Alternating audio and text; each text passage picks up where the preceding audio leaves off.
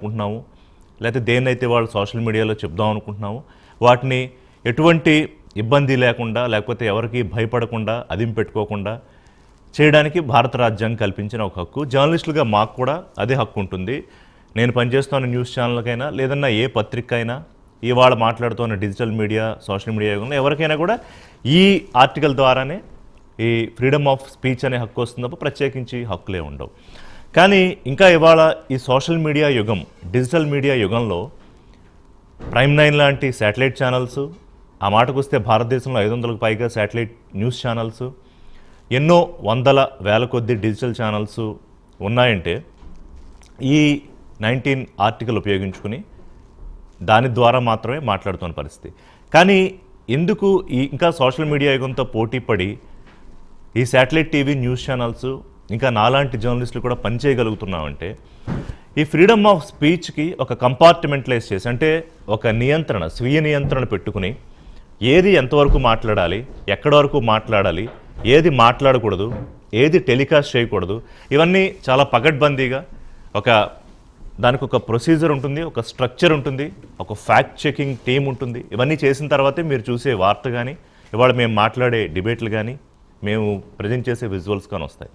కానీ ఈరోజు ఈ సోషల్ మీడియా యుగంలో, డిజిటల్ మీడియా యుగంలో కొంతమంది ముసుగేసుకుని, అంటే తెలంగాణ ముఖ్యమంత్రి రేవంత్ రెడ్డి భాషలో మాట్లాడాలంటే జర్నలిస్టుల ముసుగులో, అంటే అందులో చాలామంది సీనియర్ జర్నలిస్టులే ఉన్నారు. కానీ రకరకాల కారణాలతో, రకరకాల పరిస్థితుల్లో ఆ వీడియో నిజం చెప్పాలంటే నేను చూడలేదు. మన కాంగ్రెస్ పార్టీ ప్రతినిధి దగ్గర కాసేపట్లో ఉంటే వారు దాని గురించి కంటెంట్ ఏంటో చెప్తారు. ఎందుకంటే ఆ తర్వాత డిలీట్ చేశారు. ఎందుకంటే తాజాగా ఒక సీనియర్ జర్నలిస్ట్ని, అలాగే ఆ కంటెంట్ ఎవరైతే మైక్ పట్టుకుని వెళ్ళారో ఆ అమ్మాయిని అరెస్ట్ చేయడం, తర్వాత మళ్ళీ వాళ్ళకి బెయిల్ రావడం జరిగింది.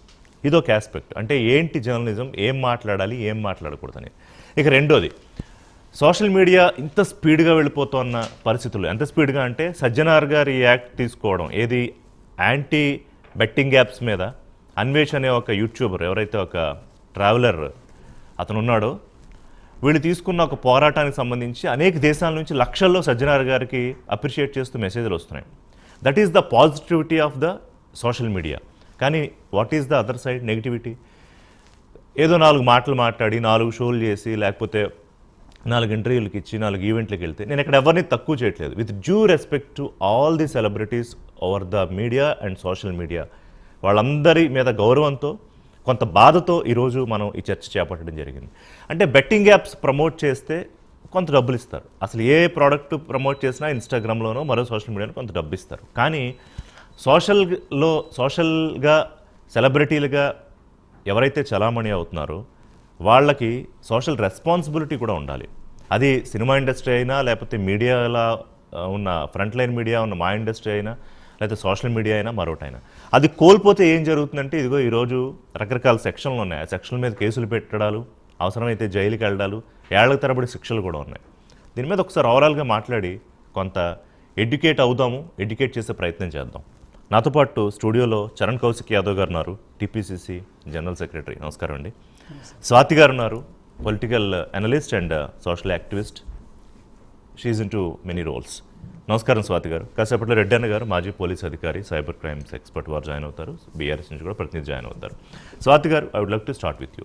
సో నేను కొంచెం ఎక్కువ టైమే తీసుకున్నాను సుదీర్ఘంగా ఉపోద్ఘాతం చెప్పడానికి. 2 ఇష్యూస్ని I want to mix and match here. అంటే రెండు వేరే కలిపి చూద్దామనేది చూద్దాం. ఒకటి, ముందుగా ముఖ్యమంత్రి రేవంత్ రెడ్డి అసెంబ్లీలో చాలా ఆగ్రహంతో, ఆవేశంతో, లేదా కొంత ఆవేదనతో చేసిన ప్రసంగం, అసలు జర్నలిస్టులు ఎవరు, జర్నలిజం ఏమిటి అనేది.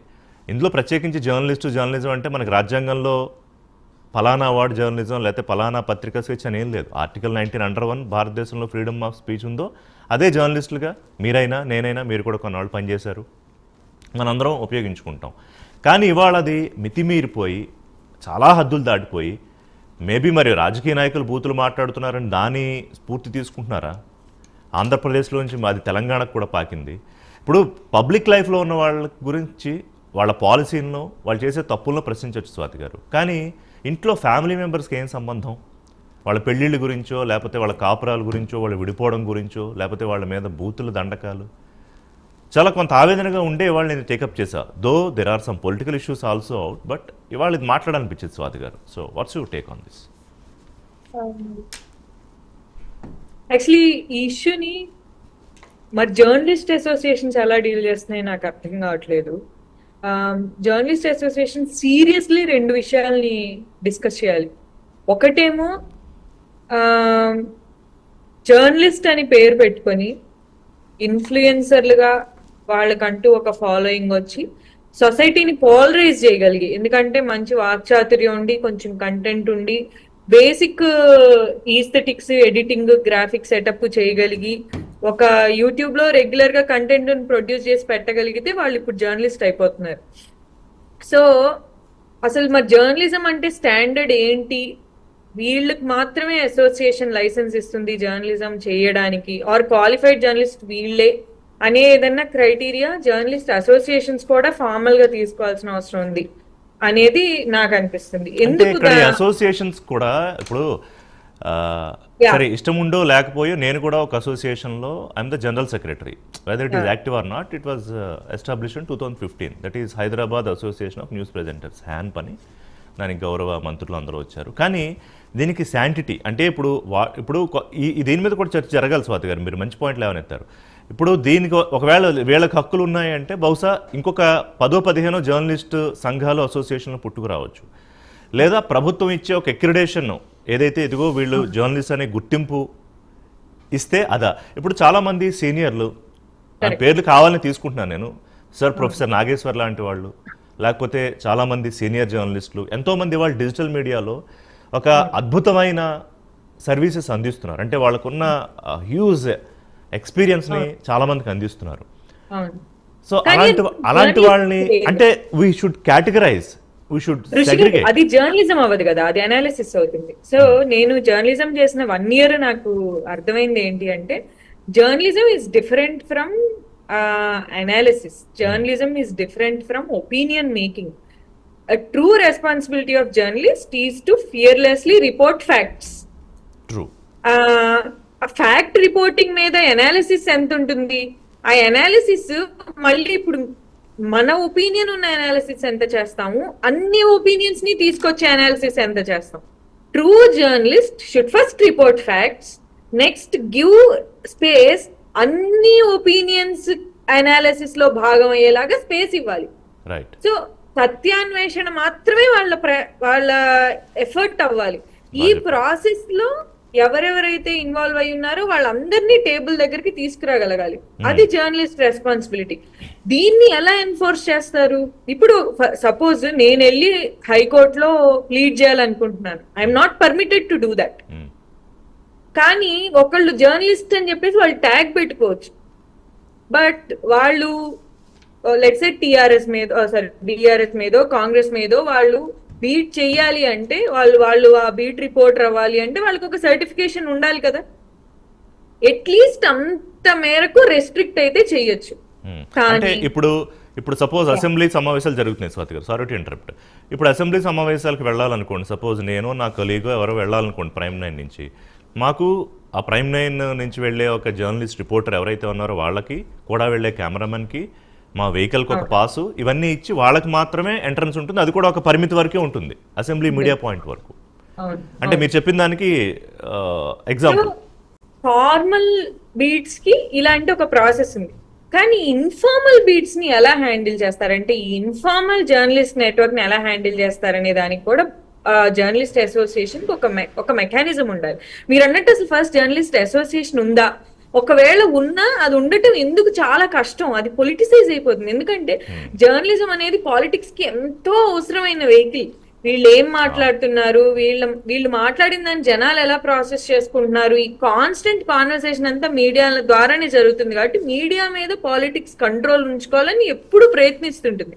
సో దాన్ని ప్రొటెక్ట్ చేసుకోగలిగే fierce journalism atleast freedom struggle నాడైతే ఖచ్చితంగా ఇండియాలో ఉంది. ఎందుకు మన ఫ్రీడమ్ ఫైటర్స్ అందరూ జర్నలిస్ట్, వాళ్ళందరికీ వాళ్ళ న్యూస్ పేపర్స్ ఉన్నాయి. తర్వాత జనరేషన్ లో కూడా I think till 90s and 2000s journalism లో ఆ స్టాండర్డ్స్ ఆ వాల్యూస్ ఉన్నాయి. వేర్ జర్నలిస్ట్ అనేవాళ్ళు నిజంగా పొలిటిక్స్ ని క్వశ్చన్ చేసి పొలిటికల్ పార్టీ నుండి ఒక డిస్టెన్స్ మెయింటైన్ చేయగలిగి. బట్ కాంటెంపరీ జర్నలిజం లో ఉన్న డిఫికల్టీ ఏంటంటే మాస్ మీడియా కూడా ఆల్మోస్ట్ ఒక form of entertainment and consumption driven industry అయిపోయింది. Budget. సో నాకు రీసెంట్ గా ఒక థింకర్, ఒక మెంటర్ చెప్తున్నారు, ఒక టీవీ ఛానల్ రన్ చేయడానికి ఒక బిజినెస్ హౌస్ ని రన్ చేయడానికి పెద్ద డిఫరెన్స్ లేదు. నువ్వు టీవీ ఛానల్ రన్ చేయాలంటే నువ్వు మంచి బిజినెస్ పర్సన్ కూడా అవ్వాలి, మంచి జర్నలిస్ట్ అయితే సరిపోదు అని. So that shows how much capitalism మొత్తం జర్నలిజం ని, మాస్ మీడియాని కంట్రోల్ చేసేసింది.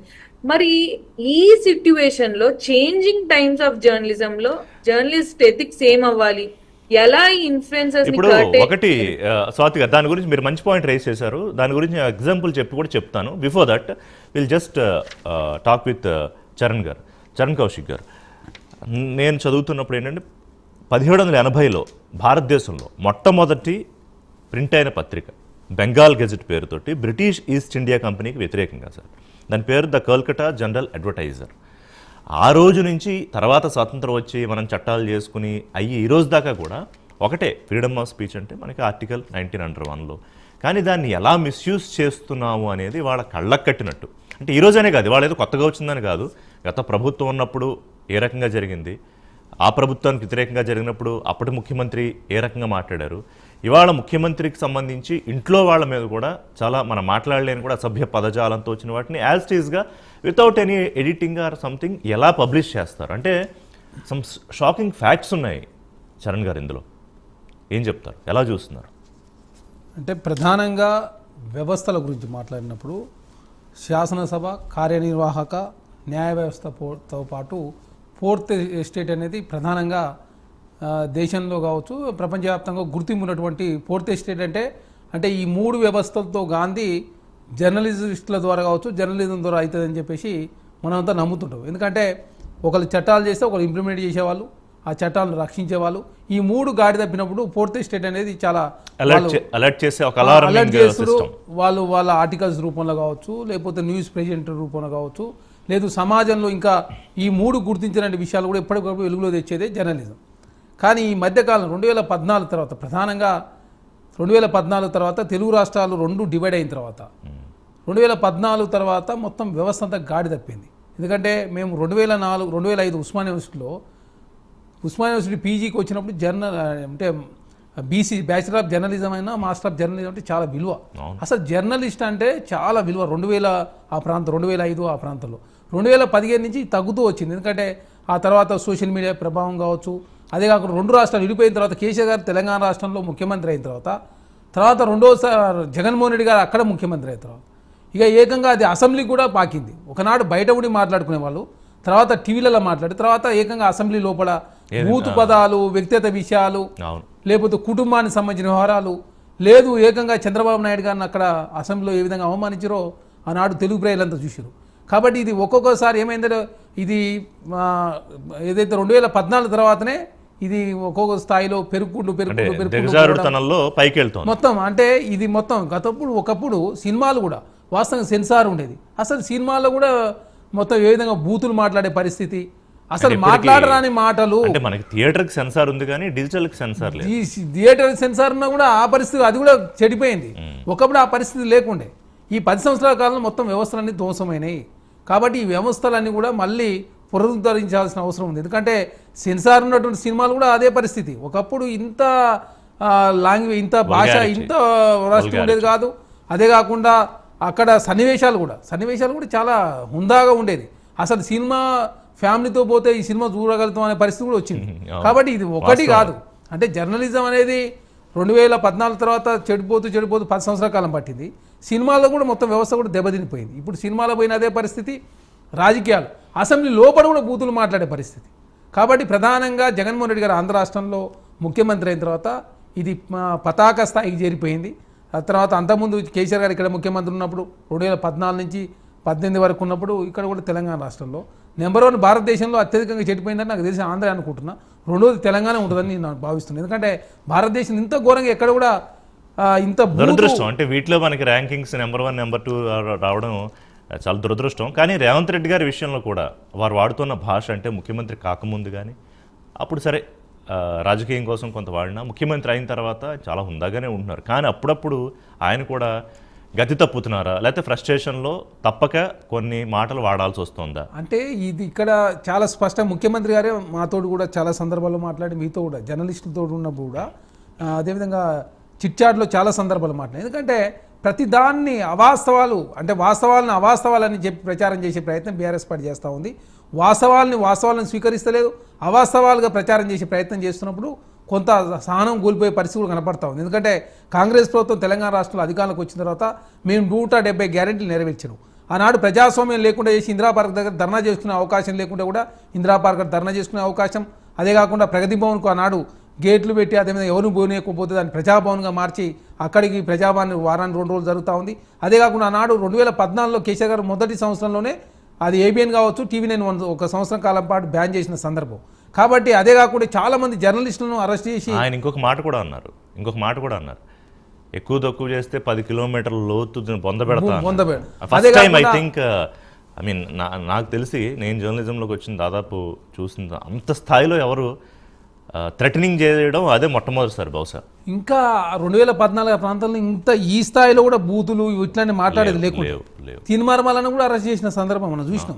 అంటే తీన్మార్ మల్లన్న అంటే వ్యక్తులు ఎవరైనా అండి, నేను మన తీన్మార్ మల్లన్న కూడా ఇంటర్వ్యూ చేశాను.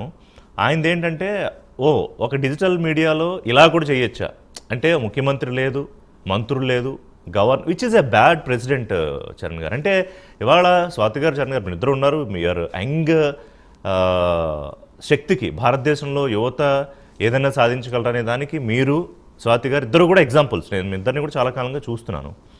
కానీ the other side of the coin ఒక భయం, ఒక ఆందోళన కలుగుతుంది. అంటే ఇటు వెళ్ళిపోతుంది ఇది. ఎంతో కొంత బాధ్యత ఉండక్కర్లేదా మాట్లాడే మాటకో చేసే చేతకో అని?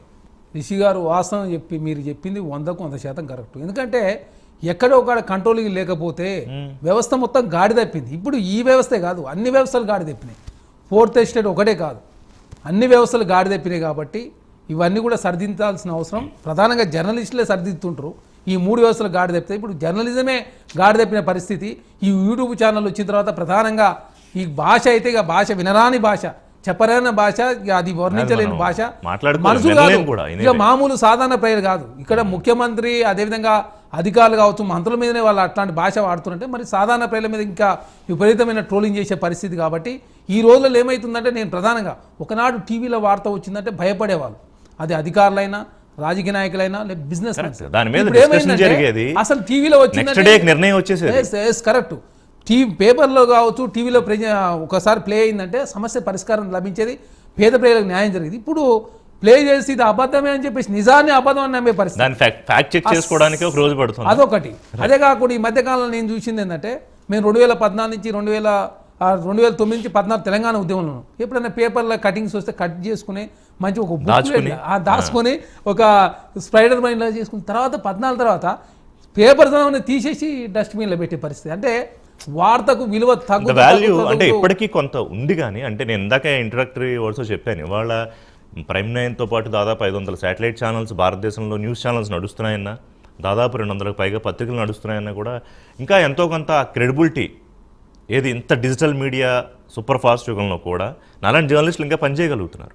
అంటే ఇంకా ఎంతో కొంత ఆ విలువలు కాపాడుకోవడం వల్లేనేమో అని అనుకుంటా. రెడ్డన్న గారు కూడా మనతో జాయిన్ అయ్యారు. నమస్కారం సార్.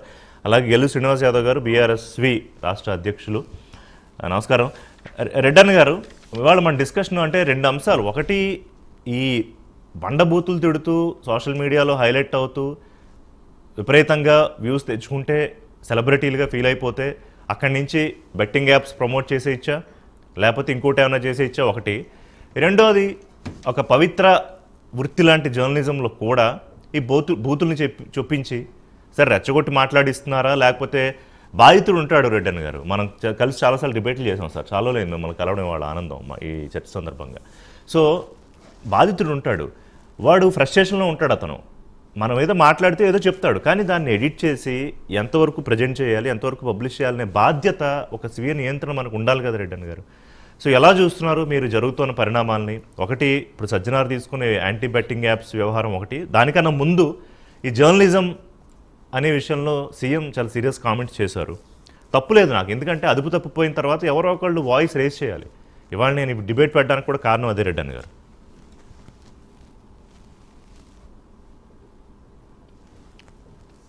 సార్. చాలా అసహ్యంగా అసలు ఇటువంటి పదజాలం ఎందుకు ఉపయోగిస్తున్నారు? వీరు సభ్య సమాజంలో ఏ విధంగా తలెత్తుకొని బ్రతుకుతారు? వీడే విధంగా వీళ్ళ కుటుంబ సభ్యులు కానీ మిగతా వాళ్ళు కానీ వీళ్ళని అసహించుకోరా? వీళ్ళని ఆ విధంగా ఏ విధంగా చూస్తారనేది ముఖ్యంగా ప్రైమ్ గా వాళ్ళకి వాళ్ళు తెలుసుకోవాలి. అది జరగటంలా ఎందుకో ఏమో. అతి ముఖ్యంగా అరే నేను సమాజంలో ఉన్నాను, సమాజంలో ఒక వ్యక్తిని ఈ విధంగా మాట్లాడితే హర్షిస్తారా? ఇది పైచాచిక చర్య కాదా అనేది వాళ్ళని వాళ్ళు క్వశ్చన్ చేసుకోవాలా. ఇప్పుడు మాట్లాడండి, ఎక్కడైనా తప్పు జరిగితే దాన్ని ఎత్తి చూపాల్సిన బాధ్యత నీది. జర్నలిజంలో ఉండేటువంటి ఒక వ్యక్తి సమాజంలో ఉండేటువంటి లోటుపాట్లని ఎత్తి చూపి దాన్ని సరిదిద్దే బాధ్యత జర్నలిజంది. అంతేగాని జర్నలిజం పేరు మీద బూతులు మాట్లాడి మీ ఇష్టం వచ్చినట్టు మీరు ప్రమోట్ కావడం చాలా దురదృష్టకరం. దాన్నే గొప్ప అనుకుంటున్నారు. అది చాలా నీచము, దురదృష్టకరం. అది డెఫినెట్ గా కొంతకాలం తర్వాత ప్రజలు దాన్ని తెలుసుకుంటారు, నేను తిరస్కరిస్తారు. అది మహా ఘోరం కూడా. చాలా మంది బాధ అనిపిస్తుంది. అయ్యా మీరు ఒక చట్టబద్ధమైనటువంటి దేశంలో ఉంటూ మీకు చట్టాలు తెలుసుండి మీరు అదే విధంగా గౌరవప్రదంగా ఉండేటువంటి పోస్టుల్లో ఉండి కొందరు, అందరూ కాదు, ఉండి అదే విధంగా మీరు అనునిత్యం ప్రజలతో ఉండి 10 మందికి సహాయం చేస్తున్నారనేటువంటి పొజిషన్ లో ఉండి మీరు మీ ఇష్టం వచ్చినట్టు హద్దు లేకుండా మాట్లాడితే అది మీ గొప్పతనం అనుకోవడం చాలా తప్పు, పొరపాటు కూడా. అది నిజంగా మీరు ఏదైనా మాట్లాడండి, మీకు తప్పులు జరిగి ఉంటే మాట్లాడండి, కోర్టుకు వెళ్ళండి, కేసులు పెట్టండి, షూ చేయండి. You are having every right. Suppose government తప్పు చేస్తేనో, లేకపోతే ఒక వేరే ప్రజాప్రతినిధి తప్పు చేస్తేనో, లేదు సాటి సమాజంలో ఉండే ఒక వ్యక్తి తప్పు చేస్తేనో కోర్ట్స్ ఉన్నాయి, పోలీస్ స్టేషన్స్ ఉన్నాయి, కంప్లైంట్ ఇవ్వండి, కోర్టులకు వెళ్ళండి, కేసులు పెట్టండి, నిలదీయండి, తప్పులేదు. కానీ మీరేదో జర్నలిజంగా ఉన్నారని చెప్పి 10 మందిని దూషించి మీ ఇష్టం వచ్చినట్టు మాట్లాడాలి. రెడ్డన్ గారు, ఎందుకంటే వీఆర్ ఇన్ ఏ సిస్టమ్ కాదు, we are living in a system. So ఆ సిస్టమ్ ప్రకారం కొన్ని ప్రోటోకాల్స్ ఉంటాయి, వాటిని ఫాలో అవ్వాలి. ఇప్పుడు మీరు అన్నట్టుగా ప్రభుత్వాలో, రాజకీయ పార్టీలో, లేకపోతే ఒక వ్యాపార సంస్థతో, ఇంకోటో ఇంకా మాట్లాడితే మీడియాలోనో ఎవరు తప్పు చేసినా ప్రశ్నించవచ్చు, కేసులు పెట్టచ్చు, ఫైట్ చేయొచ్చు. కానీ ఇవాళ రివర్స్లో వీళ్ళు కేసులు పెట్టించుకుని జైలుకి వెళ్లే పరిస్థితి తెచ్చుకోవడం అనేది ఒకటి దురదృష్టకరం. అలాగే ఈ అబ్యూజివ్ లాంగ్వేజ్కి సంబంధించి రెడ్డన్ గారు మనకి అంటే లీగల్గా కొన్ని యాక్ట్స్ ఉన్నాయి. 294 కానివ్వండి, 153A కానివ్వండి, 295A కానివ్వండి, 499. Your right person to explain all this. నేను ఊరికే చదువుతున్నాను అంతే. సో ఏంటి ఇలా వీళ్ళకి ఒక భయం కలగాలంటే నాట్ ఓన్లీ ఇవాళ ఏదో జరిగిన కేసు కాదు, రేపు పొద్దున్న ఇంకొకళ్ళు చేయకుండా ఉండాలంటే అంటే దీనికి ఏమైనా శిక్షలు ఉంటాయా? ఎవరన్నా ఏమన్నా మాట్లాడేసి వెళ్ళిపోవచ్చా? ఇప్పుడు ఏ శిక్ష పడితే నాకేంటి అనుకుంటే ఏం చేయగలుగుతాం? 6 నెలలే కదా నేను జైల్లో ఉండేది అనుకుంటే ఏం చేయగలుగుతాం? కానీ ఒకటి గుర్తించాల, am I doing right to the society? ఇప్పుడు నేను చెడ్డగా మాట్లాడాను, నన్ను ప్రజలు గుర్తిస్తున్నారు అనేటువంటి భావంలో మీరుంటే ఎవరు ఏమి చేయలేరు. ఒకటండి, నేను మర్డర్ చేశాను, ఏమైతుంది, జైలుకి పోతాను అనుకుంటే ఏమైతుంది? అది కాదు కదా.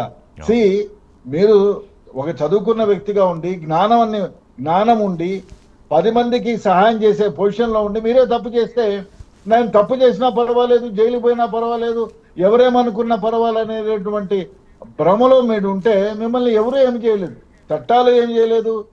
ఆ చట్టాలతో పాటు సభ్య సమాజం కూడా ఏమి చేయలేదు మిమ్మల్ని. డెఫినెట్ గా మిమ్మల్ని మీరు నియంత్రించుకోవాలి. అది స్వయా నియంత్రణ లేకుండా నా ఇష్టం వచ్చినట్టు నేను బిహేవ్ చేస్తానంటే దాన్ని ఎవరు ఏం చేయలేరు.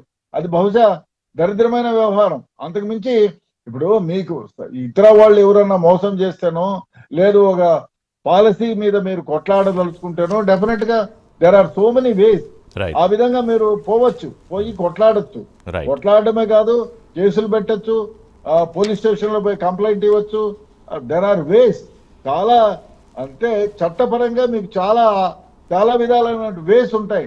దాన్ని వదిలేసి నేను ఈ విధంగానే మాట్లాడతాను, కేసు పెడితే ఏమైతుంది? ఒకటి సార్, మీరు చెప్పినట్టు కాదు, మీరు అంటే ఆ రోజుల నుంచి వచ్చారు కాబట్టి సర్వీస్ చేసుకుంటూ ఆ కాలంలో అంతా చూసుకుంటూ వచ్చారు కాబట్టి అలా చెప్తున్నారు. కానీ ఈరోజు వాంటెడ్గా చాలామంది ఇదిగో నేను ఇలా చేస్తేనే నాకు ఇంతమంది చూస్తారు, ఇలా చేస్తేనే నేను ఇంత పాపులర్ అవుతాను, నేను ఇలా పాపులర్ అయితే ఇగో నాకు ఇలాంటి అవకాశం, ఇలా చేసే బ్యాచ్ కూడా చాలా ఎక్కువైపోయారు. నేను కావాలని ఈ పదాలు వాడుతున్నాను చాలా స్పష్టంగా బ్యాచ్ ఎక్కువైపోయారు. వాళ్ళ గురించి మాట్లాడుకుందాం, అలాగే బీఆర్ఎస్ ఒపీనియన్ కూడా తీసుకుందాం. చిన్న బ్రేక్. ఎన్నో వందల వేల కొద్ది డిజిటల్ ఛానల్స్ ఉన్నాయంటే ఈ 19 ఆర్టికల్ ఉపయోగించుకుని దాని ద్వారా మాత్రమే మాట్లాడుతున్న పరిస్థితి. కానీ ఎందుకు ఇంకా సోషల్ మీడియా యుగంతో పోటీ పడి ఈ శాటిలైట్ టీవీ న్యూస్ ఛానల్స్ ఇంకా నాలాంటి జర్నలిస్టులు కూడా పనిచేయగలుగుతున్నామంటే ఈ ఫ్రీడమ్ ఆఫ్ స్పీచ్కి ఒక కంపార్ట్మెంటలైజ్ చేసి, అంటే ఒక నియంత్రణ, స్వీయ నియంత్రణ పెట్టుకుని ఏది ఎంతవరకు మాట్లాడాలి, ఎక్కడి వరకు మాట్లాడాలి, ఏది మాట్లాడకూడదు, ఏది టెలికాస్ట్ చేయకూడదు, ఇవన్నీ చాలా పకడ్బందీగా దానికి ఒక ప్రొసీజర్ ఉంటుంది, ఒక స్ట్రక్చర్ ఉంటుంది, ఒక ఫ్యాక్ట్ చెకింగ్ టీమ్ ఉంటుంది. ఇవన్నీ చేసిన తర్వాతే మీరు చూసే వార్త కానీ, ఇవాళ మేము మాట్లాడే డిబేట్లు కానీ, మేము ప్రజెంట్ చేసే విజువల్స్ కానీ వస్తాయి. కానీ ఈరోజు ఈ సోషల్ మీడియా యుగంలో, డిజిటల్ మీడియా యుగంలో కొంతమంది ముసుగేసుకుని, అంటే తెలంగాణ ముఖ్యమంత్రి రేవంత్ రెడ్డి భాషలో మాట్లాడాలంటే జర్నలిస్టుల ముసుగులో, అంటే అందులో చాలామంది సీనియర్ జర్నలిస్టులే ఉన్నారు. కానీ రకరకాల కారణాలతో, రకరకాల పరిస్థితుల్లో ఆ వీడియో నిజం చెప్పాలంటే నేను చూడలేదు. మన కాంగ్రెస్ పార్టీ ప్రతినిధి దగ్గర కాసేపట్లో ఉంటే వారు దాని గురించి కంటెంట్ ఏంటో చెప్తారు. ఎందుకంటే ఆ తర్వాత డిలీట్ చేశారు. ఎందుకంటే తాజాగా ఒక సీనియర్ జర్నలిస్ట్ని, అలాగే ఆ కంటెంట్ ఎవరైతే మైక్ పట్టుకుని వెళ్ళారో ఆ అమ్మాయిని అరెస్ట్ చేయడం, తర్వాత మళ్ళీ వాళ్ళకి బెయిల్ రావడం జరిగింది. ఇదొక ఆస్పెక్ట్. అంటే ఏంటి జర్నలిజం, ఏం మాట్లాడాలి, ఏం మాట్లాడకూడదని. ఇక రెండోది, సోషల్ మీడియా ఇంత స్పీడ్గా వెళ్ళిపోతున్న పరిస్థితులు. ఎంత స్పీడ్గా అంటే సజ్జనార్ గారి యాక్ట్ తీసుకోవడం, ఏది జర్నలిజం అంటే ఏంటో మనం డిఫైన్ చేసుకోగలిగితే జర్నలిస్ట్ అంటే ఏంటో డెఫినేషన్ వచ్చేస్తుంది. సో కానీ దీనికి ఏది ప్రాతిపదిక, ఏది కొలమానము, ఏది కొలబద్ద, ఏది మాట్లాడకూడదు, ఏది మాట్లాడచ్చు, ఎక్కడ ఫిల్టర్స్ ఉండాలి, ఎక్కడ సెన్సర్షిప్ ఉండాలి, ఇవన్నీ ఎవరు చెప్తారు? ఎవరు చెప్పడానికి లేదు. ఇవాళ మా సంస్థ నడిపిస్తున్నాం. ఉదయం ఒక ఎడిటోరియల్ మీటింగ్ జరుగుతుంది, మధ్యాహ్నం ఒక ఎడిటోరియల్ మీటింగ్ జరుగుతుంది, మళ్ళీ సాయంత్రం 4 గంటలకి ఒక ఎడిటోరియల్ మీటింగ్ జరుగుతుంది. ఈవేళ ఏం చేసాము, సాయంత్రం ఏం చేయాలి, రేపు ఉదయం ఏం చేయాలి, ఎక్కడైనా గాడి తప్పుతున్నామా, లేకపోతే డిజిటల్ మీడియా అలా వెళ్తుంది, ఇవన్నీ ఒక ప్రోటోకాల్ ప్రకారం జరుగుతాయి. ఇది మాదానే కాదు, many news channels which are mostly satellite news channels functioning in the India. కొన్ని డిజిటల్ ఛానల్స్లో కూడా ఈ రకమైన సీనియర్ జర్నలిస్టులు నడిపించే ఛానల్స్లో కూడా ఈ రకమైన పద్ధతి ఉంది. కేవలం శాటిలైట్ ఛానల్స్ మాత్రం లేదని కాదు. కానీ నేను మాట్లాడేది వీళ్ళ గురించి కాదు, వందల వేల స్థాయిలో విత్ డ్యూ రెస్పెక్ట్, అగైన్ మళ్ళీ చెప్తున్నా, ద ట్రూ జర్నలిస్ట్ అండ్ ఎవరైతే సోషల్గా మంచి చేద్దాం అనుకుంటున్నారో వాళ్ళ గురించి కాదు ఇది. సోషల్ మీడియా, డిజిటల్ మీడియా అనే ఒక ముసుగు తగిలించుకుని అడ్డు అదుపు లేకుండా చెలరైపోతున్న వాళ్ళ కోసమే ఇది. రైట్, శ్రీనివాస్ యాదవ్ గారు ఏం చెప్తారు? ఎప్పటి నుంచో మీరు కూడా రాజకీయాలు చూస్తున్నారు, అలాగే నాలాంటి జర్నలిస్ట్ అంతమందితో కూడా మీరు కలిసి పనిచేసిన సందర్భాలు ఉన్నాయి. ఇవాళ మారిపోతున్న ఈ పరిస్థితి, ఆ పార్టీ ఈ పార్టీ అని కాదు, గతంలో టీఆర్ఎస్ ఉన్నప్పుడు జరిగాయి, ఇవాళ కాంగ్రెస్ ఉన్నప్పుడు కూడా జరుగుతున్నాయి. ఏదో ఒక యాక్షన్ తీసుకోవాలి. I think this is the need of the hour. Srinivas Yadav గారు, మీ ప్యానెల్ ఉన్న వాళ్ళకు, ప్రైమ్ నైన్ ప్రేక్షకులందరూ కూడా నమస్కారం అండి, గుడ్ ఈవినింగ్. ఇవాళ మేము ఇదే చెప్తున్నాం, ఇవాళ ముఖ్యమంత్రి గారు ఏదైతే మాట్లాడుతూ ఉన్నారో సోషల్ మీడియా వేదికగా వ్యక్తిగతమైన దూషణలు మానుకోవాలని చెప్పి కరెక్ట్ కాదని చెప్పి గత 10 సంవత్సరాలుగా మీ అధికారంలో ఉన్న నాటి నుంచే మేము చెప్తూ వస్తున్నాం. ఇవాళ ఏదైతే అధికారంలో కాంగ్రెస్ పార్టీ నాయకులు ఇదే రేవంత్ రెడ్డి గారు ఇష్టమైన భాష, అంటే అధికారంలో ఉన్నప్పుడు ఒక భాష, అధికారంలో లేనప్పుడు ఒక భాష మాట్లాడడం కరెక్ట్ కాదు, ప్రజలు గమనిస్తూ ఉన్నారు. ఆ రోజు వ్యక్తిగతంగా మా పార్టీ నాయకుల ఐడీల మీద వ్యక్తిగతంగా దూషణ, కాంగ్రెస్ పార్టీ వాళ్ళ ఓన్ ఐడీల మీదనే మా నాయకుల యొక్క పిక్చర్స్ ఇష్టం ఉన్నట్టుగా మార్పింగ్ చేసి పెట్టిరు. మేము ఎన్నిసార్లు వాళ్ళకు విజ్ఞప్తి చేసినా వాళ్ళు పట్టించుకోలేదు. చివరికి కూడా మేము పోలీస్ స్టేషన్ లో కూడా కంప్లైంట్ ఇచ్చాము, సైబర్ క్రైమ్ లో కంప్లైంట్ ఇచ్చాము. ఇప్పటికీ స్టిల్ సైబర్ క్రైమ్ లో కేసులు పెండింగ్ ఉన్నాయి, కొన్ని విచారణ దశలో ఉన్నాయి. నేను ఏమంటానంటే, ఈ ప్రభుత్వానికి సోషల్ మీడియా వేదికగా ఎవరైతే తప్పుడు స్టేట్మెంట్ ఇస్తున్నారో, తప్పుడు మార్పింగ్ చేస్తూ ఉన్నారో వాళ్ళ మీద చర్యలు తీసుకోవాలని చిత్తశుద్ధి కనుక ఈ ప్రభుత్వానికి ఉండేది ఉంటే, గతంలో మేము పెట్టిన కేసులు ఇవాళ చివరి దశకు వచ్చింది కాబట్టి వాళ్ళకు శిక్ష పడతాడు చేయండి. చేసే దమ్ము ఇవాళ ఈ ప్రభుత్వానికి ఉందని చెప్పి ఇవాళ ప్రశ్నిస్తా ఉన్నాం. ఇవాళ జర్నలిజం ముసుగులో, గతంలో కూడా మేము చాలా మొత్తుకున్నాం, జర్నలిజం ముసుగులో అసలు పొలిటీషియన్ అంటే ఒక విలువ లేకుండా, పొలిటీషియన్ అంటే మొత్తం ఒక దోచుకున్నట్టు లెక్క, అదే పని ఉన్నట్టుగా మీడియా ప్రచారం. ఇవాళ శ్రీనివాస్ యాదవ్ గారు మీరైనా, చరణ్ కౌశిక్ అయినా, మరో పొలిటీషియన్ ఈ స్థాయికి వచ్చారంటే ఈజీ కాదు. రాజకీయాల్లో నేను చూస్తున్నాను కదా, ఒక సర్పంచ్ స్థాయి నుంచి రావడం, లేకపోతే ఒక రాష్ట్రానికి సీఎం అవ్వడం, ఇవన్నీ ఎవరికైనా కూడా అదేమీ నల్లేరు మీద నడకలాంటి గేమ్ ఏం కాదు అది. అంటే యారు తెలియదు. ఇప్పుడు అధికారం కోసం ఒక విధం, ఇవాళ అధికారం పోయిన తర్వాత ఇవాళ ఆ పెయిన్, ఆ బాధ ఏందో ఇవాళ రేవంత్ రెడ్డి గారికి ఏర్పడుతున్నట్టు ఇవాళ కనిపిస్తా ఉన్నది. నేను ఏమంటానంటే సార్, మేము దాన్ని వ్యతిరేకిస్తలేం. నిజంగా చిత్తశుద్ధి ఉంటే గత 10 సంవత్సరాల నుంచి వివిధ పోలీస్ స్టేషన్ లోపల మా నాయకుల మీద, మా కేసీఆర్ గారి మీద కానీ, కేటీఆర్ గారి మీద కానీ, హర్షవ్ గారి కానీ, కవిత గారి మీద కానీ, ఇంకా మా జిల్లాల మంత్రుల మీద కానీ, మాజీ ఎమ్మెల్యేల మీద కానీ, ఎవరి మీద అయితే గతంలో పోలీస్ స్టేషన్ ఆల్రెడీ కేసులు పెట్టి ఉన్నాయి, నమోదే ఉన్నాయి. వాటిని స్పెషల్ గా డ్రైవ్ చేసి వాళ్ళందరూ శిక్ష పడతాడు చేసే దమ్ము ఇవాళ ఈ ప్రభుత్వానికి ఉందా అని చెప్పి ప్రశ్నిస్తాను. ఆ రకంగా చేసుకుంటే నిజంగా రాజకీయాల్లో మంచి రాజకీయాలు వస్తే మీడియా కూడా మంచి రాజకీయాల్లో మీడియా కూడా ప్రోత్సహించే అవకాశం ఉంటుంది. సోషల్ మీడియా వేదిక కూడా ఎట్లా పడితే అట్లా పెట్టే అవకాశం ఉండదు. కాబట్టి ఆ పని చేసుకుంటే బాగుంటుంది. సో అదే మీరు అన్నట్టు ఇప్పుడు గతంలో కేటీఆర్ గారు మీ పార్టీ ఓడిపోయిన తర్వాత ఆయన ఒక సందర్భంలో ఒక మాట అన్నారు, ఇంత మంచి కార్యక్రమాలు చేశాము, నాకు ఇప్పుడు అనిపిస్తుంది దీనికన్నా ఒక 30 యూట్యూబ్ ఛానల్స్ పెట్టుకుని ఉంటే ఇంకొకలా ఉండేదేమో అని. అంటే దాని అర్థం ఏంటి? ఈ ఛానల్స్ ద్వారా విస్తృతంగా మీరు చేసిన కార్యక్రమాలను ఇంకా ప్రజల్లోకి బహుశా తీసుకెళ్ళి ఉంటే బాగుండేది అని చెప్పే అర్థం. ఒకటి చెప్తా శ్రీనివాస్ యాదవ్ గారు, 3 కాదు 30 కాదు 300 కాదు 3000 ఛానల్స్ పెట్టుకున్నా ప్రాబ్లం లేదు. కానీ దేనికోసం ఉపయోగపడాలి అవి? అగైన్ ప్రభుత్వం ఏం చేస్తోంది మంచా చెడా, లేకపోతే ఎక్కడన్నా అవినీతి జరుగుతోందా, అధికారులు ఏం చేస్తున్నారు, లేదా ప్రతిపక్షాల రోల్ ఏంటి, దీని మీద ఎంత మాట్లాడినా, ఎన్ని గంటలు మాట్లాడినా, ఎంత చర్చ, కానీ ఈ అబ్యూజివ్ లాంగ్వేజ్ ఏంటి, ఈ బూతుల దండకం ఏంటి? అంటే స్థాయి లేదు, ముఖ్యమంత్రి లేదు, గవర్నర్ లేదు, ప్రధానమంత్రి లేదు, ఆఫీసర్స్ లేదు, ఒక ఎమ్మెల్యే లేదు, ఎంపీ లేదు. That is very bothering. నేను ఏమంటుంటే ఒక మాట చెప్పదలుచుకున్నాను ఇక్కడ. లీడర్లు అనే వాళ్ళే మీడియాకి మనం చెప్పేటప్పుడే మనం జాగ్రత్తగా మాట్లాడాలి. మీడియా వాళ్ళు ఏంటంటే మనం ఏది మాట్లాడితే అది క్యారీ చేస్తారు సార్, దాని ఏముంటది. మనం బూతులు మాట్లాడి మీరు బూతులు మాట్లాడుతుందని చెప్పి ఎదుటి వాళ్ళంటే రిసీవ్ చేసుకుంటారా ప్రజలు? అధికారంలో లేనప్పుడు కాంగ్రెస్ రేవంత్ రెడ్డి గారు పిసిసి అధ్యక్షుడిగా ఇష్టమైన బూతులు మాట్లాడు. ఇవాళ అధికారంలోకి వచ్చిన తర్వాత కూడా అసెంబ్లీ వేదిక కూడా నిన్న కూడా మాట్లాడు, తోడు కల్పిస్తా, బొంద పెడతా, పాత్రలో పెడతా, ఇవన్నీ ఒక ముఖ్యమంత్రి స్థాయి వ్యక్తి మాట్లాడే మాటలేనా? నేనేమంటే ఎవరైనా ఆదర్శం ఉండాలి. కొత్త జనరేషన్ కు, మహిళలకు, ఒకళ్ళ మీద వేరే వృత్తుల వారు కూడా రాజకీయాల మీద వెలుగు కలిగించే ఒక ఆలోచనలో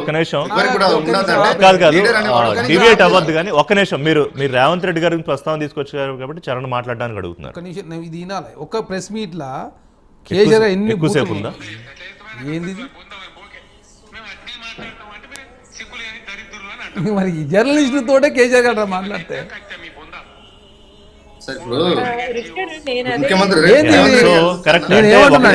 ఒకటే స్వాతి గారు, నేను అక్కడికే వస్తున్నా. ఒకటి చరణ్ గారు మీరు చెప్పేసి చెప్పండి. అంటే ఇప్పుడు ఎవరైనా కూడా ఇప్పుడు అయిపోయింది, ఏదో అయిపోయింది.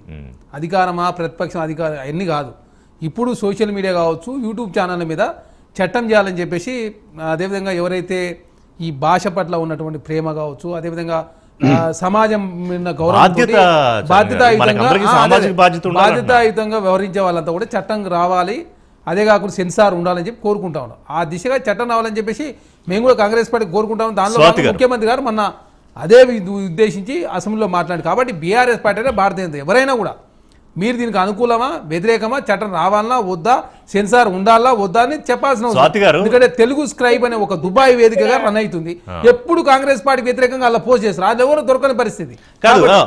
ఒక పార్టీ వ్యతిరేకంగా చేయనివ్వండి, కానీ ఎలా చేస్తున్నారు అంటే వ్యక్తిగత టార్గెట్ చేస్తున్నారా, లేకపోతే బ్యాడ్ లాంగ్వేజ్, అబ్యూజివ్ లాంగ్వేజ్ వాడుతున్నారా, లేకపోతే గవర్నమెంట్ ఇచ్చిన ప్రామిస్లు ఇవ్వలేదని మాట్లాడుతున్నారా? ఇవి ఇంపార్టెంట్. నేను 1 అవర్ మాట్లాడతా సార్, 1 అవర్ మాట్లాడతా, 1 మినిట్ కట్ చేసి పెట్టేస్తారు. ఓకే స్వాతి గారు. Sorry to interrupt. లీడర్స్ గురించి మాట్లాడినప్పుడు అదొక డిఫరెంట్ డిబేట్.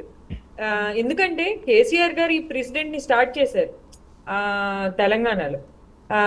అంటే ఆయన మాట్లాడడం ఆ భాష అండ్ ఎంటర్టైన్మెంట్ అయిపోవడం, అదొక ఎంటర్టైన్మెంట్ అవడం కదా. ఎందుకంటే మాస్ మీడియాలో ఆ భాషని పబ్లిసైజ్ చేయడం, అదొక స్టైల్ ఆఫ్ పబ్లిక్ స్పీకింగ్ అయిపోవటం, దాని చుట్టూ చాలా కంటెంట్ జనరేట్ అవడం.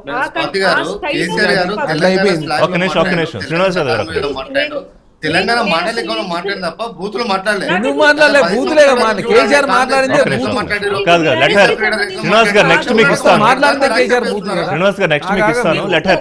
కంప్లీట్ చేయనివ్వండి, అప్పుడు మీరు నన్ను అపోజ్ చేయరు. ఒక్క నిమిషం ఉండండి. ఆ తర్వాత ఆ స్టైల్ ఆఫ్ పబ్లిక్ స్పీకింగ్ అనేది ఒక స్టైల్ అయిపోయింది. మనం ఏపీలో చూసినా కూడా పరుషంగా మాట్లాడడం కానివ్వండి, లేదా బూతులు మాట్లాడడం కానివ్వండి, అగ్రెసివ్ గా మాట్లాడడం కానివ్వండి అనేది సోషల్ మీడియాలో సెల్ అవుతోంది. కరెక్ట్. సో మనం పాన్ ఇండియా అదే స్టైల్ చూస్తున్నాం. కేసీఆర్ గారు ఎలక్షన్ ముందర మా టీమ్మేట్స్ కొంతమందిని అరెస్ట్ చేయించారు. వాళ్ళు కాంగ్రెస్ కి కంటెంట్ క్రియేట్ చేశారు. ఎందుకు? కాంగ్రెస్ తరపున అలాంటి కంటెంటే జనరేట్ అయింది. ఎలక్షన్ ముందర మనం చూస్తే last 3 months before election Congress నుండి సోషల్ మీడియా ఇన్ఫ్లుయెన్సర్స్ జనరేట్ చేసిన కంటెంట్ ఎలా ఉంది?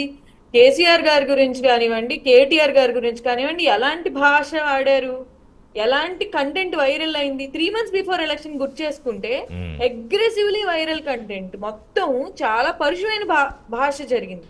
ఇప్పుడు మనం చీఫ్ మినిస్టర్ చూస్తే చీఫ్ మినిస్టర్ భాష ఎలా ఉంది? చీఫ్ మినిస్టర్ ఇలాంటి లాంగ్వేజ్. సో ఒక ప్రెసిడెంట్ ఆయన మళ్ళీ సోషల్ మీడియా ఇన్ఫ్లుయెన్సర్స్ ని అరెస్ట్ చేస్తున్నారు. సో మనం అర్థం చేసుకోవాల్సింది ఏంటంటే పాలిటిక్స్ సోషల్ మీడియా ఇన్ఫ్లుయెన్సర్స్ ని పర్చేస్ చేసేస్తున్నారు.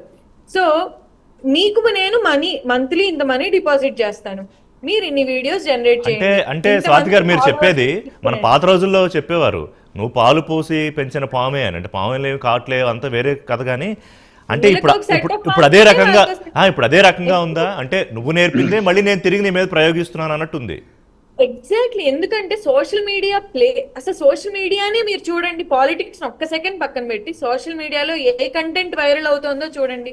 ఆ కంటెంట్ నేచర్ ఎలా ఉంటుంది? ఒక అమ్మాయి థంబ్నెయిల్ ఎలా ఉంటుంది సోషల్ మీడియాలో వైరల్ అవ్వాలంటే? బూతులు అని పెడతారు, డాట్స్ పెడతారు, వెంటనే దానికి క్లిక్స్ ఎక్కువ ఉంటాయి. సో ఏదైతే మనలోని వల్గర్ సైడ్, డార్క్ సైడ్ ఉంటుందో ఆ డార్క్ సైడే సోషల్ మీడియాలో వైరల్ అవుతుంది. సోషల్ మీడియా ఎలక్షన్స్ ని 2024 ఎలక్షన్స్ అన్నారు కదా, ఇన్స్టాగ్రామ్ ఎలక్షన్స్ అన్నారు 24 ని, 29 ఏమో యూట్యూబ్ ఫేస్బుక్ ఎలక్షన్స్.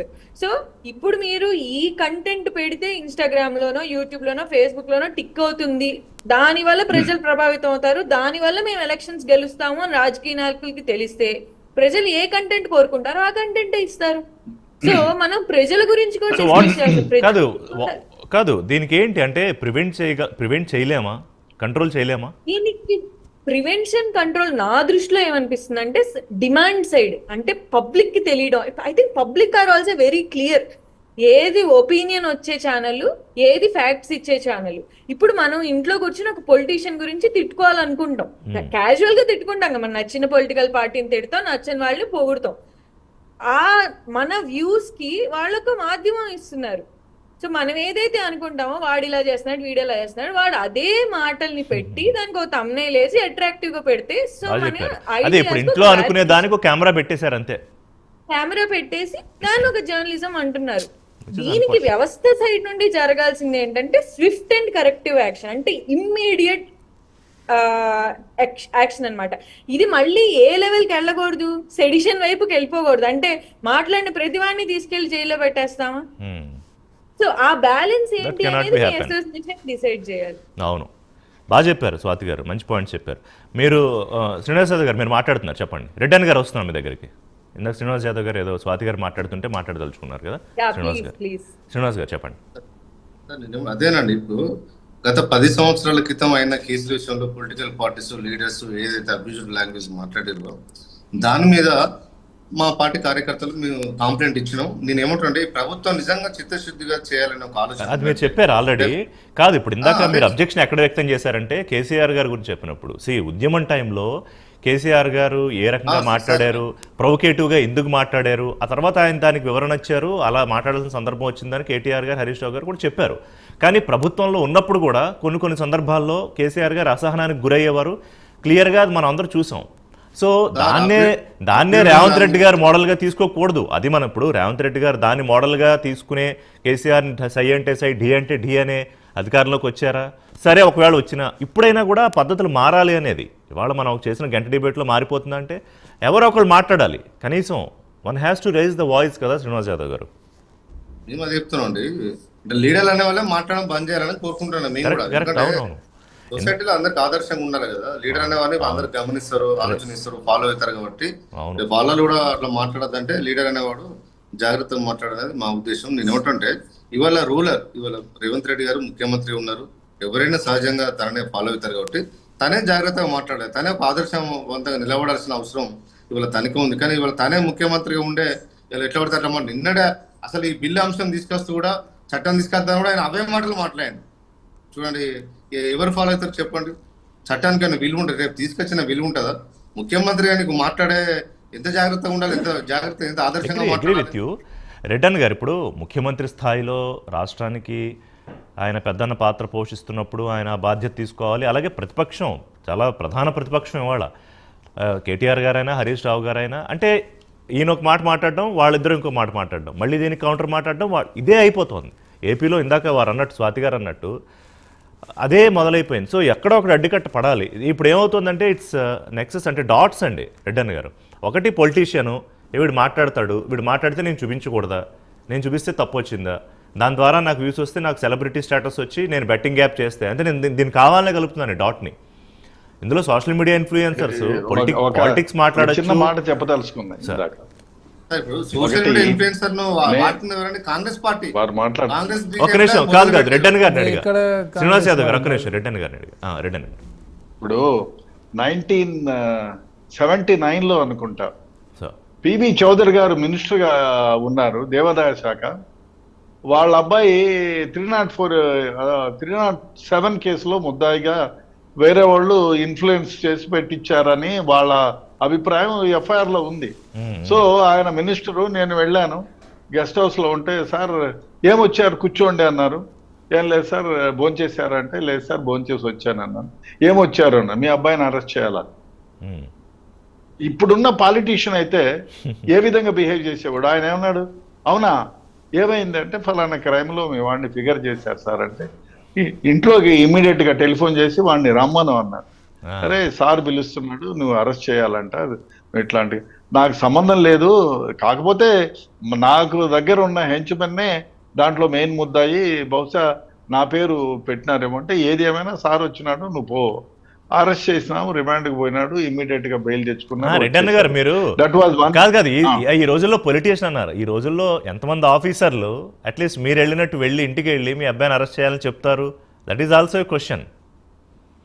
ఇంకో విషయం, 1984లో 79లో అనుకుంటా, ఇంకోటి 79లో ధర్మవరం ఎమ్మెల్యే అది ఇందిరాగాంధీ బర్తరఫ్ అయినప్పుడు పెద్ద కేసులు 7 కేసులు రిజిస్టర్ అయ్యాయి ఆయన పైన. ఇమ్మీడియట్ గా ఉంటే, బ్రదర్ నిన్ను అరెస్ట్ చేయాలంటే సరే అన్నాడు. ఆయన లేదు నా కారులో వస్తానంటే, లేదు నా జీప్ ఎక్కమంటే వచ్చి కూర్చున్నాడు. ఆ పోలీస్ స్టేషన్ లో పెట్టినాము, ఒక్క మాట మాట్లాడలేదు. అన్నా నేను ఎందుకు అరెస్ట్ కావాలంటే, ఈ ఎఫ్ఐఆర్లు 6 ఎఫ్ఐఆర్లు ఉన్నాయా నువ్వు అంటే, పోయి వచ్చినాడు. తర్వాత మ్యాజిస్ట్రేషన్ రిక్వెస్ట్ చేసి బెయిల్ తీసుకొని వచ్చినారు. అదే కాకుండా ఇప్పుడు 84లో తిరుపతిలో పనిచేసేటప్పుడు మబ్బురామరెడ్డి అని ఒక ఎమ్మెల్యే ఉండే, వాళ్ళిద్దరు అబ్బాయిలో ఒక 300 అది ఒక అటెంప్ట్ రేప్ కేసులో ఇన్వాల్వ్ అయితే అరెస్ట్ చేసినాం. అరెస్ట్ చేస్తే ఆయన నేను రావచ్చా మీతో మాట్లాడచ్చా అంటే రమ్మన్నాను. వచ్చి వాళ్ళు ఎవరో పెడితే మీరు అట్లా అంటే, లేదు సార్ ఇది తప్పది, నిజంగా జరిగిన ఇన్సిడెంట్ ఇది, మీ వాడిని మీరు వెనకేసుకొచ్చి రావద్దంటే సరే పోయినాడు. దానిపైన అసెంబ్లీలో కొంచెం గొడవలు అయినాయి. ఆ విధంగా బిహేవ్ చేసే ఎథిక్స్ మేనర్స్ ఉండే పాలిటీషియన్స్ ఎవరైనా ఉన్నారా అని నేను చూస్తున్నా. టార్చ్ లైట్ పెట్టి వెతికినా దొరకరు. అది ఆ విధంగా మనం ఒక పొలిటికల్ గా ఉండేవాళ్ళు, పొలిటికల్ 10 మందికి ఆదర్శపాయంగా ఉండాలా. ఒక ఎథిక్స్ మేనర్స్ ఉండేవాళ్ళు ఎంతమంది ఉన్నారు? ఎవరు లేరు. నాకు చెప్తే ఎంతసేపు ఏదో ఒకటి చేసి జిమ్మిక్కులు చేసి మనం పొజిషన్లో ఉండాలా, ఏదో అబద్ధాలు చెప్పాలి. ఈ సోషల్ మీడియా అయితే దరిద్రం. దీంట్లో 80% అబద్ధాలే. 80% సోషల్ మీడియాలో ఏమైతే యూట్యూబ్ ఛానల్స్ ఉన్నాయో, థంబ్నైల్స్ ఒకటి ఉంటుంది, ఆడ కంటెంట్ ఒకటి ఉంటుంది. దీన్ని చాలా దారుణం. డెఫినెట్ గా దీన్ని నియంత్రించాలి, దీనికి ఒక చట్టం రావాలి, లేకపోతే దరిద్రమై కూర్చుంటుంది. ఎందుకంటే సోషల్ మీడియా వల్ల ఏది నిజమో ఏది అబద్ధమో ప్రజలు తెలుసుకోలేని పరిస్థితి. కొంతవరకు కొన్ని రోజుల తర్వాత ఇది పాంప్లెట్ అని తెలుసుకుంటున్నారు.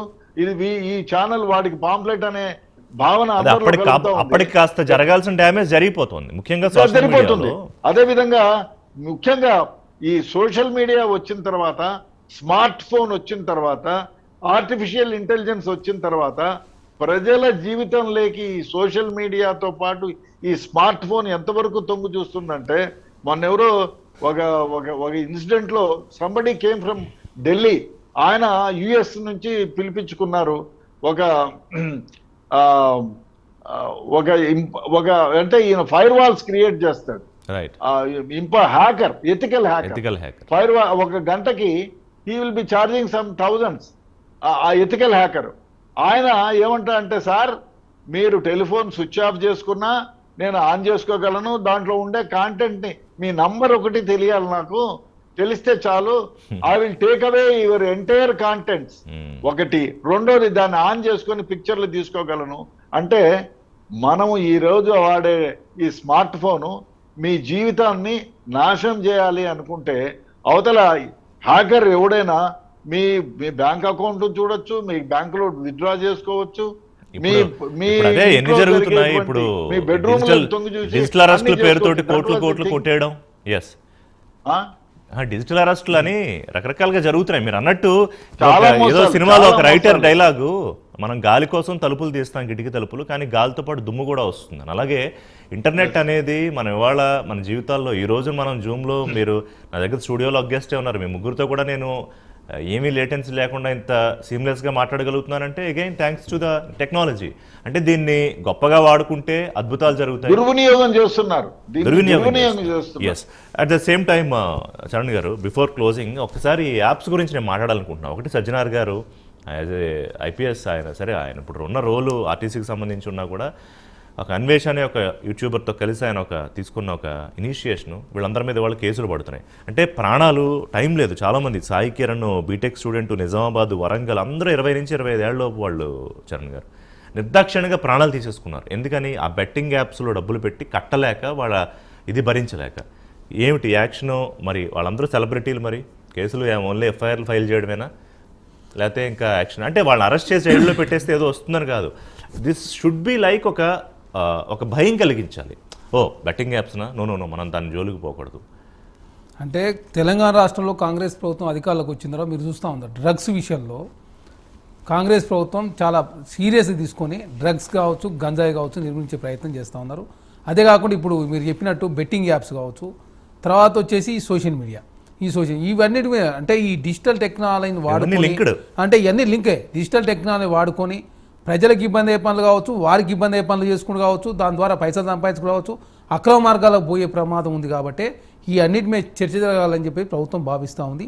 దీని మీద లోతైన చర్చ జరిగి అధ్యయనం చేసిన తర్వాత పకడ్బందీ చట్టం రాష్ట్రంలో రావాలా, కేంద్రం కూడా రావాల్సిన అవసరం. ఎందుకంటే మనం ఇక్కడ చేసిన తర్వాత మళ్ళీ కేంద్రం కూడా చేయకపోతే దీన్ని నిర్మూలించలేము.